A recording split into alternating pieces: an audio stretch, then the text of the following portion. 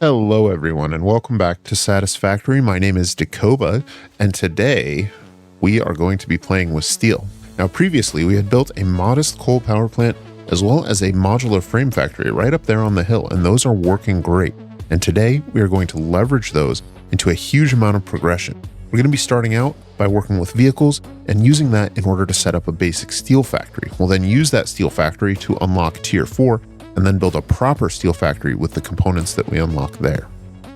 Now, our first task is going to be to head on over and open up the vehicular transport milestone. This will give us access to the tractor and truck stations, which we can then use to start bringing coal back to our base and set up some very basic steel production lines. Now, this is going to be a similar process to what we used when we were first getting started. We're just going to be plopping down machines any old place, no foundations, anything like that, and starting to build a small stockpile of critical resources. Now, those resources are going to be steel pipes and steel beams, and those are the remaining items we'll need to unlock Tier 4.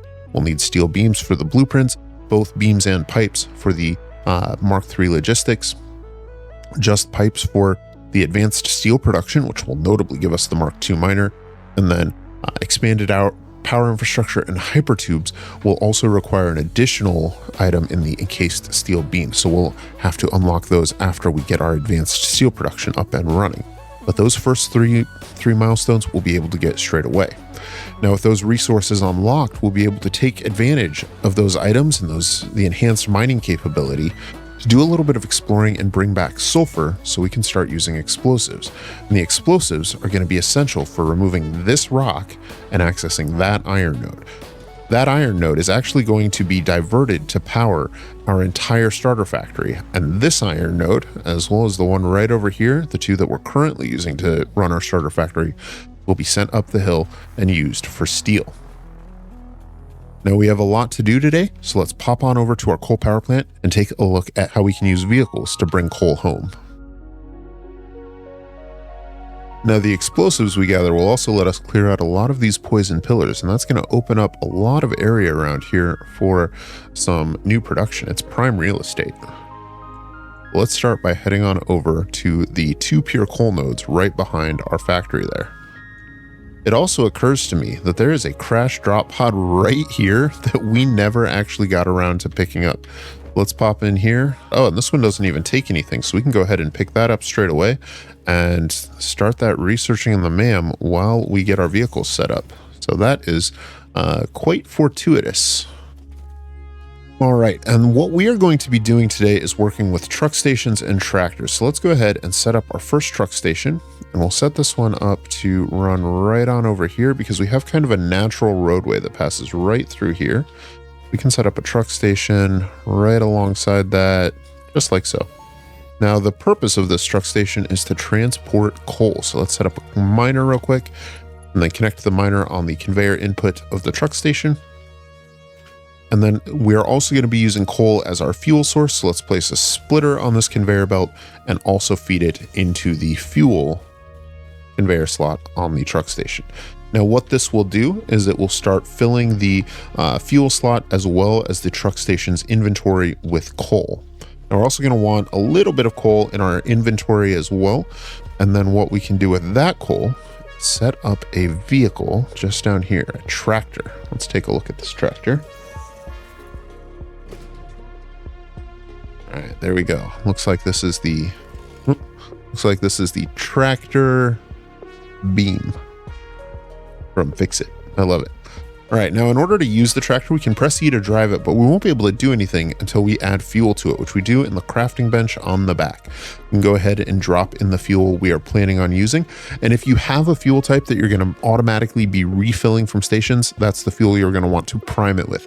If you're just using it for explosives, you can go ahead and power it with leaves, wood, solid biofuel, anything you want. Now, you can also see here that we have the vehicle's inventory, and up at the top we have a full crafting bench where we can make any old items that we want. So if we go exploring, it comes with essentially a storage chest and a crafting bench right there in the vehicle. Now, in order to use the vehicle, we press E to climb into it, and as long as it has fuel, we can then use WASD to drive around. All right, and if we pull up to a truck station, we should be able to press F to load the cargo into the tractor. which we can see the animation play and the cargo will be loaded. Now, if we pop out and check the tractor's inventory, we can see that all of the coal that the truck station had picked up is now in its inventory. We can also see that it has filled the fuel slot from the truck station's fuel slot as well. Now, our goal here is going to be to record a vehicle path. This will allow the vehicle to travel automatically. It's got a self-driving feature once the path is recorded. In order to do that, we press Q to open up the record menu and press start recording. The vehicle will now leave markers behind as we drive around. And so let's drive on back to our base and figure out where we want to set up a vehicle station over there. Now, we can always re-record this path later. This is not set in stone. But for now, let's just drive on right back here through these. And it looks like we hit a little bit of rough terrain there. That's okay. It's not going to hurt the vehicle. In fact, when we're out of sight or out of range of the vehicle, it'll actually sort of move naturally and very quickly through these paths. It doesn't actually, engage physics within the game. And while we're close to the vehicle, if something goes wrong with the physics and it gets stuck, then after a few seconds, it will ghost through and sort of correct itself automatically. So you don't really need to worry about your vehicles getting stuck anymore the way you once had to early on in this game's life cycle. Now, there are some more tricks to vehicles that we'll want to be aware of. Generally, we're going to want to stick to the left-hand side when we're driving, or the right-hand side, whatever you prefer. But if two vehicles do run into each other head on, they will get stuck. They can't sort of navigate head-on collisions. And so we'll want to make sure that these vehicles sort of follow the rules of that. Now, I think this location down here is a great place for us to place a truck station. So let's clear out some of these trees and get this truck station placed.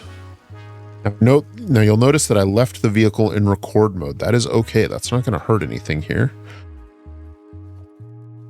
What we're going to do is simply place our truck station right there.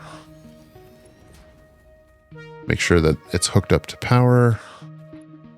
Perfect. Now at this truck station, we're going to want to make sure we set this to unload. Now we can pop back into our vehicle, and if we open up our menu, you can see we are still recording. That's no big deal. Now what that did do is leave a pause marker there on the ground, and then we can drive the tractor in and press F to unload the cargo from our tractor into the truck station.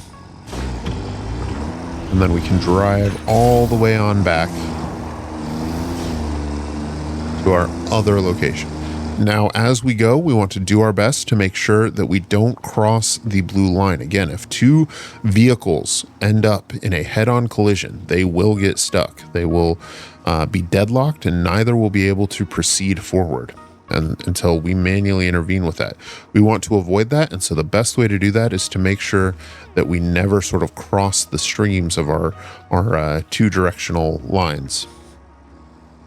Now, this is one of the finicky things about vehicles that make them a little bit trickier and frequently not necessarily worthwhile.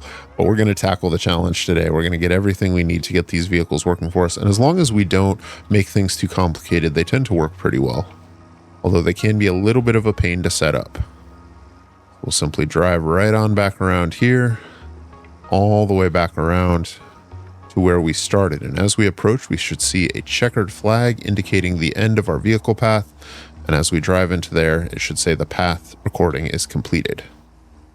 Just like so. And so with that, we can now press the R button to save our path and name it Coal Supply. And now if we press V, we can see that this vehicle, this coal supply is there, and we can go back into our record menu and enable autopilot. All right, it looks like our vehicle got stuck in the clouds there on its way home, and so we can see it ghost back onto its path, navigate the trickier parts of it, and we can hop on top and go for a ride home.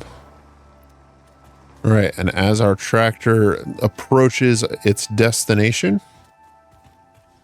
we should see it start to unload its cargo into the truck station. And there we have it. We have started to receive coal. Tractor will then loop back around and continue bringing coal and delivering it home for us to use here in our steel factory. Let's go ahead and set up a conveyor lift that will bring that coal up here for us to play with. Now I have chosen this area right above our starter base for our steel factory, and not the least because there is a concrete node here, which will be essential for some later steel productions, but we also need to provide iron for it. So that for now, what we're going to do is we are going to disconnect the miner from our reinforced iron plate factory. And we're going to redirect the iron from that miner up here. So we'll simply delete the belt from that and redirect the belt to come up here and bring that on over as well. Now, steel is made in a foundry, and a foundry will take iron ore and coal ore. Now, we fortunately have both of these here, so we can feed one into each of these inputs. Now, we are currently getting 120 ore. So let's pop down and grab some power slugs to overclock this so that we can start making better use of it. And then we will send the steel ingots into constructors to start giving us starting supplies of steel beams and steel pipes. And we can chuck our power shards right in there, overclock this. So that's giving us 112 of our 120 steel a minute.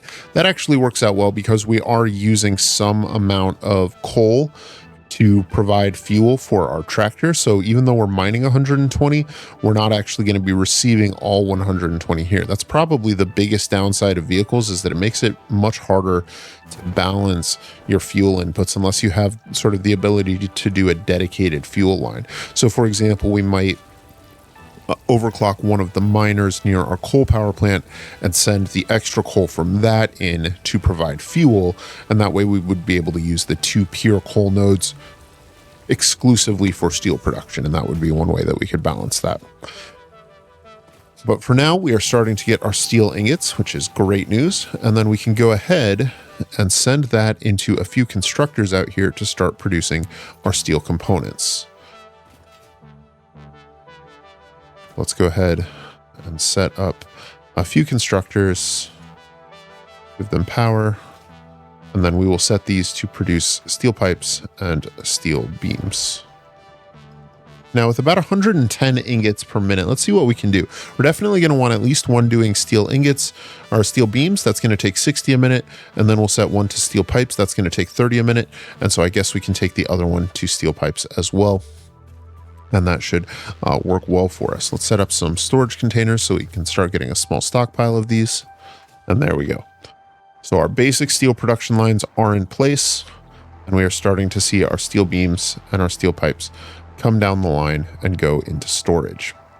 Now, while these start to build up, let's head back on down to the hub and see what we can do in terms of opening up tier 4 and also unlocking explosives, because that's going to be essential for our plan moving forward.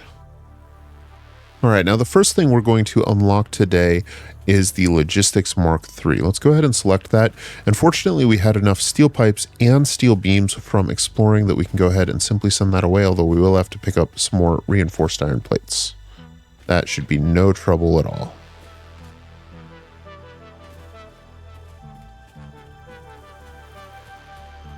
All right, now the Logistics Mark III milestone is going to give us access to the Mark III belts. These use steel beams as their primary belt material, so we're going to need to start mass producing steel beams in order to make use of these, but they can transport up to 270 items per minute. This is going to be huge. This is also going to give us the industrial storage buffer, which is mostly nice because it has double the capacity of a normal storage container, but it also has 2 inputs, and that has some really niche uses as a sort of load balancing merger. And we may talk about that another time. But that is another thing that is really nice about this. And while we wait for our drop pod to return, we can go ahead and make sure that we have what we need for the advanced steel production milestone. Looks like we're going to need to gather up several more materials for that. So let's pop around and do that while we wait. And then we can take a look at explosives in the MAM as well. Now, I love seeing the trucks in the world. They always come to life so well. That's one of the things that's always challenging about games that are heavy in building like this, is that sometimes the game ends up feeling very static, very still. And that's why I like using vehicles, despite all of the weirdness around them, all the headaches with logistics and fuel, and the fact that in many cases they aren't the most reliable of things. I think it adds a lot to see the world come to life with them. All right, looks like we had our hard drive come on back. Let's go ahead and take a look. And that gave us, iron wire.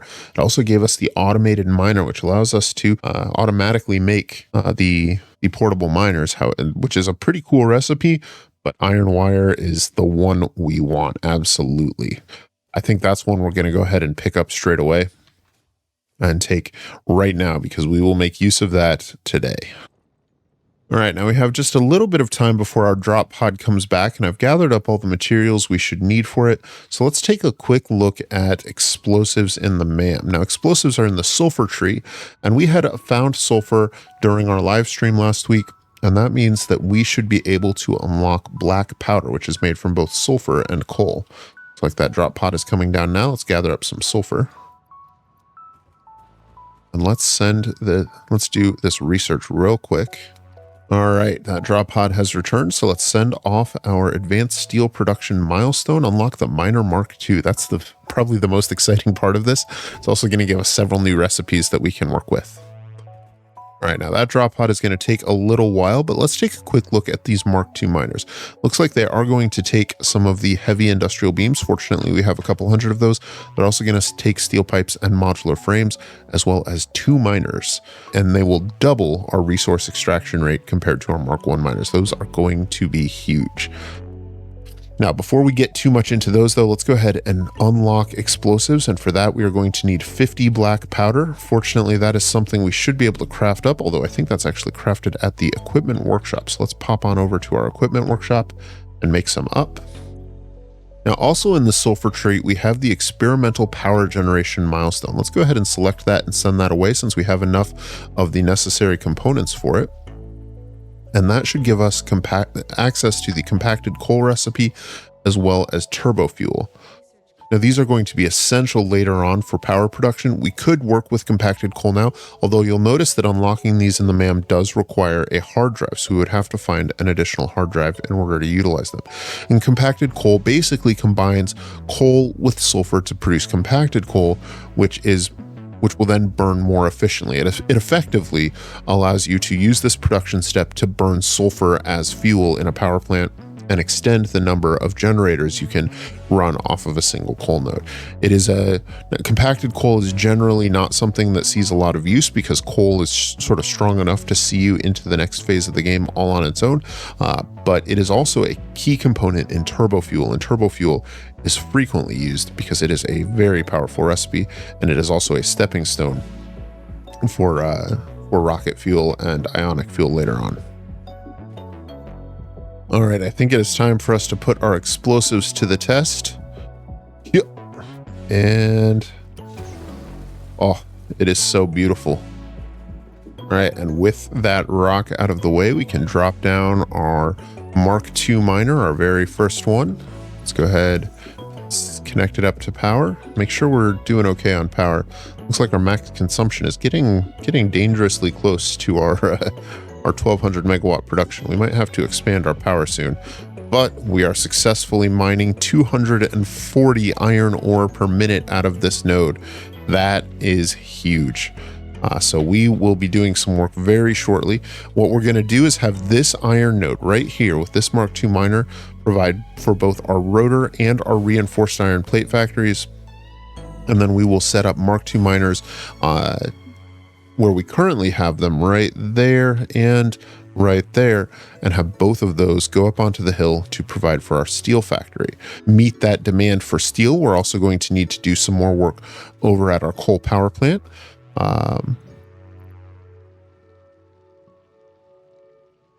Right, it looks like our drop pod is returning. Now, I am keen to open the rest of Tier 4. The blueprints we'll have to get to at a later time because I don't think we have quite enough steel beams to do that. But what I want to open up right now is, do we want the expanded power infrastructure or do we want hypertubes first? They are both very good for us. I think what we're going to do right now, let's do hypertubes first.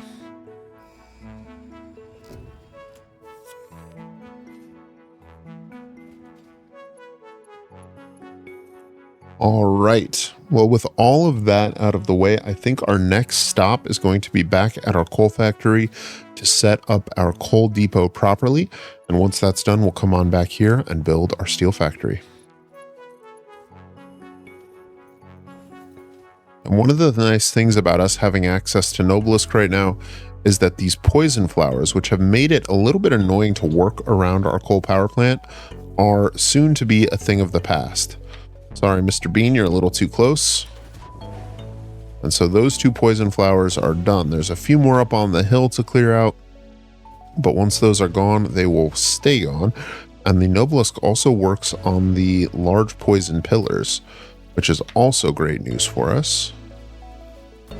Now, our steel factory is going to be a bit larger. So in order to accommodate that, let's go ahead and tear down all of this stuff and set up 2 Mark II miners. Now, these Mark II miners are both producing 240 coal per minute.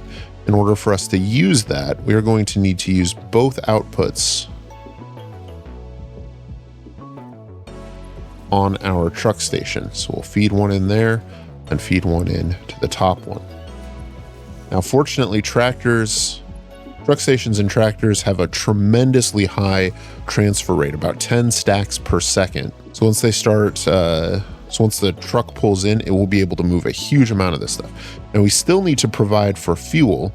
And in order to do that, I think what I want to do is actually, you look up there, we can see some blue sparks. That's a power slug. And this blue power slug will give us a power shard. This power shard will let us overclock one of those miners just a little bit. And this is one of the sneaky tricks for using the Mark III belt materials and why I like to use them when I work with vehicles. See, the Mark III belts actually, if we take a look at them, they actually can transport up to 270 resources per minute, which means that if we come down here, and what that means is that with this power shard from this slug, we can overclock this machine to produce 270 items per minute. And that doesn't seem like very much, but what it will let us do is feed effectively 30 coal per minute into the fuel output on this truck station without causing an issue. And one of the cool things about using truck stations is that the path we saved is actually vehicle independent. If we find that our one tractor isn't sufficient to transport all of the coal we need, we can build another tractor and we can simply drop that down right there and then pop into the tractor, open its record menu, and then load our coal supply 1 path. We can say load that path and then enable autopilot. And now we have doubled our throughput because this tractor, once it gets some fuel, will start following that path as well. So we're hauling twice as much.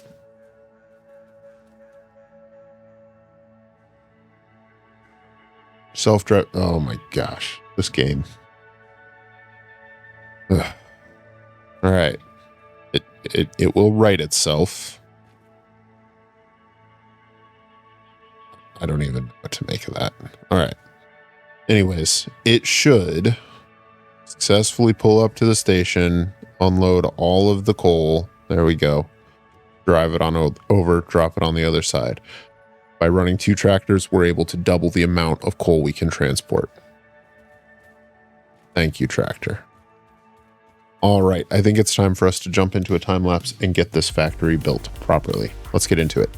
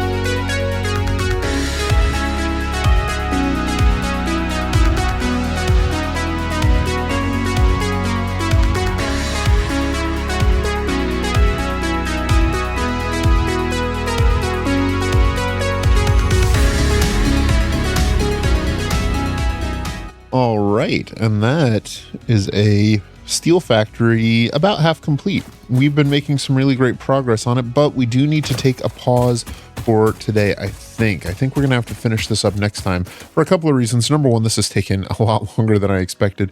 And number two, and perhaps more importantly, we are running a little bit low on power. Let's jump down and see if we can get a read on this. Now you'll notice there's been a few off-camera changes to this design just a little bit. I didn't want to leave it just sort of floating completely unsupported, so I threw in some beams to hold the place up. And I also took out one of our boundaries to put in our concrete miner here, or our limestone miner here. And you can see we're up to almost 1,000 megawatts, or a gigawatt of max consumption. Now our actual consumption is lower than that, but unfortunately that actual consumption is going to fluctuate wildly, and sometimes we can see spikes where it will all turn on at once, particularly before we start a new building project, because a lot of that idle consumption is over here at our starter factory, where everything is yellow because we have used all of the because we filled all of our resource buffers. Now the problem is, before we gather up more resources to continue building, all of those machines are going to turn back on, and they'll all turn on at once as we gather up the resources. And so we really want to watch that max consumption more than our actual consumption for right now.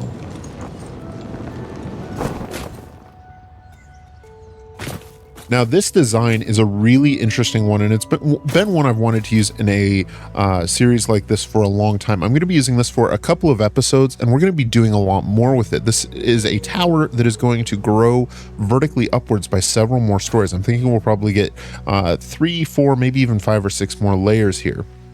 And what this is a modular factory design, which means that each sort of component, each wing, functions as a module. And let's pop in and take a closer look at it. Now we can see here that this is sort of our resource input design, our resource input wing here. And that's my intention for this first floor. If we need to expand out on the sides here, we can do some more sort of basic resource processing, smelting, or using foundries, or just bringing in additional lines of raw resources.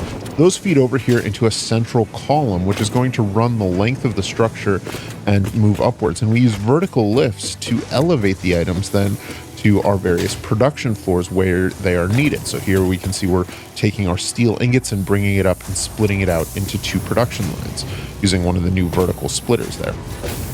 Now on this side we have steel pipes, and those are coming over here and currently just going into a storage container. But part of the idea here is that we can redirect then the steel pipes, when we're ready to use these, upwards into another floor using this central column. And that's what we're doing with the steel beam. So over here we do have some steel beams going into storage, but most of them we're sending on up to another floor. And one of the cool things about this design is that it is more or less infinitely scalable.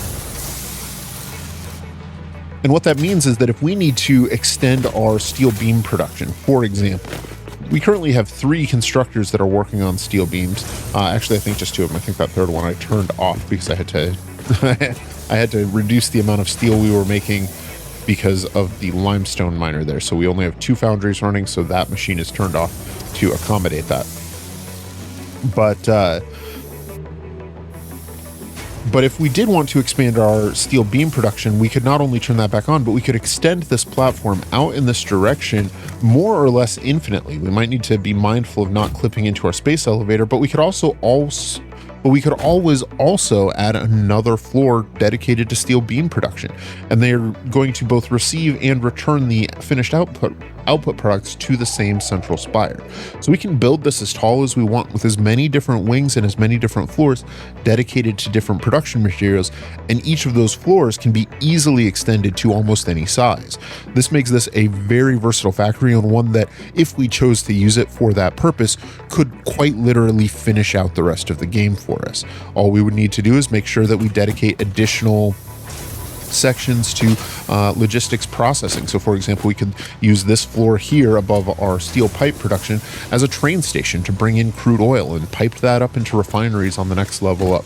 And we could continue to grow this tower and expand our production lines very, very easily. It's a very versatile design, very flexible and very powerful. It's also a lot of fun to build, but it is a decent amount of work to make sure you get everything right. Now, in addition to our steel beams and steel pipes, we do have a few constructors dedicated to making concrete, and that concrete is being sent up here along with our steel beams to produce our encased industrial beams. And so that is our last production line for now. We are going to continue building this out and extending these platforms in various directions. I'm trying to come up with a nice balance of using the different wings that I think makes it look interesting and fun, a fun piece in the world, while also being practical and taking good use of the space. But we do have several more production lines to add, and if we take a look at this assembler, we can see those. Our next set is going to be rotors, stators, and motors are actually made from both rotors and stators. And one of the things I want to talk about with that is some of the alternate recipes we found. Now, if we go into our hard drive library, in particular, we can see the steel rotor as well as the iron pipe. Now, earlier today, we got iron wire, which allows us to make wire from just raw iron. Well, iron pipe allows us to do the same with pipes. It'll give us access to the steel pipe, but made from just iron. And if we take a look at the steel rotor recipe, we can see that this just takes steel pipes and wire. And so that makes this a pure iron recipe, which is very nice. We could set up a floor for smelters, pipe up some iron, smelt it up, and then craft up rotors there. Now, I know what you're thinking.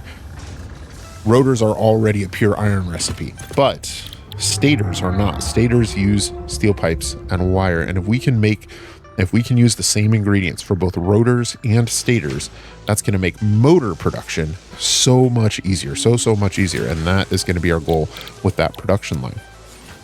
But that's not all, because we also have raw limestone in this location. We can use that here as well. And now that we have access to foundries, we can take a look at this basic iron ingot recipe and combine our limestone with our iron ore in order to produce more iron ingots than our ore accommodates. We can extend our resources even further still. So this is also very, very valuable for us, potentially doubling the amount of iron we have access to in this location.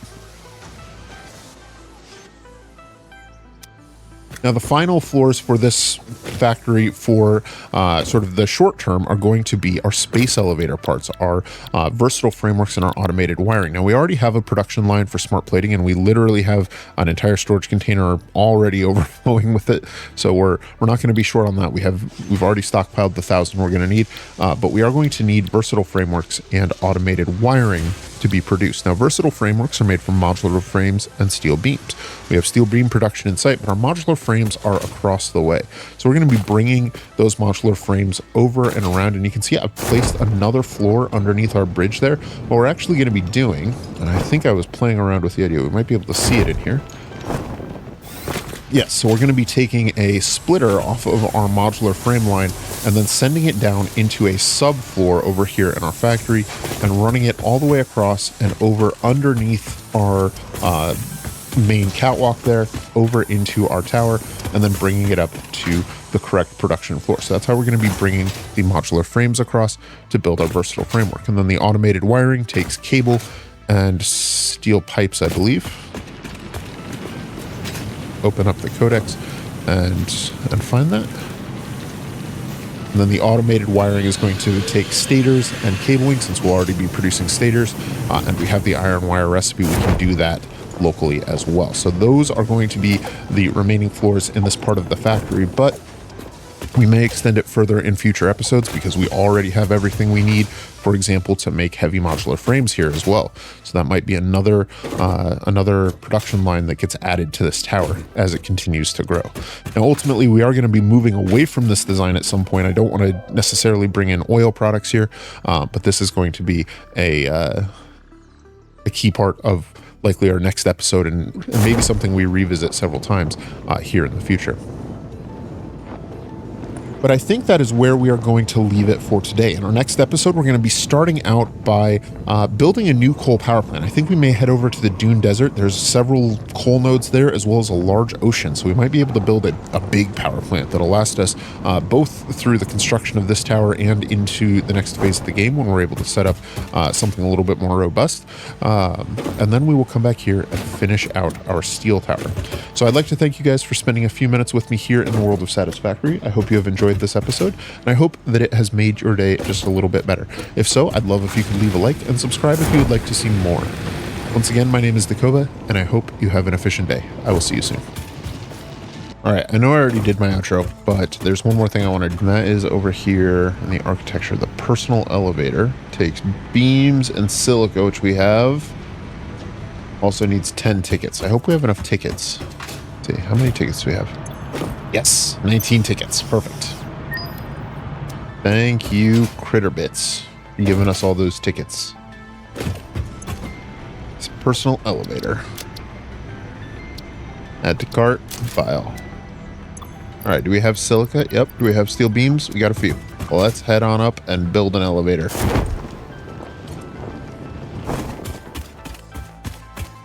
Oh, here's another bug. We'll talk about this next time. But sometimes vehicles just stop for some reason. And this is a real problem because the other vehicle, we're using 2 on this line, the other one will park right behind it and they'll get deadlocked. And how you fix it is you get into it, and then get out of it, and then it drives again. It's very annoying.